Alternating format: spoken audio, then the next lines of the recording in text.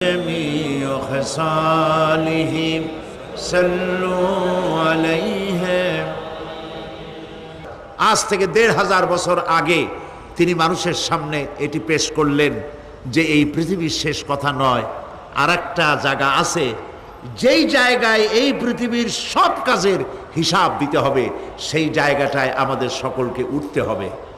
নবী করিম সাল্লাল্লাহু আলাইহি সাল্লাম মানুষকে পরকালের জ্ঞান দিয়েছিলেন, মানুষকে আখিরাতের জবাবদেহিতার কথা বলেছিলেন। জবাবদেহিতা শুধু গভর্নমেন্টের কাছে না, শুধু ঊর্ধ্বতন কর্মকর্তার কাছে না, ট্রান্সপারেন্সি, স্বচ্ছতা, জবাবদেহিতা শুধু ঊর্ধ্বতন কর্মচারী বা কর্মকর্তার কাছে নয়, সব থেকে বড় জবাবদেহিতা হবে কার কাছে? জোরে বলেন, কার কাছে? সে আল্লাহ পাকের কাছে জবাবদেহি করতে হবে প্রত্যেকটি কাজের, প্রত্যেকটি কথার। এই কথাগুলি কোরআনে কারিমে আল্লাহ পাক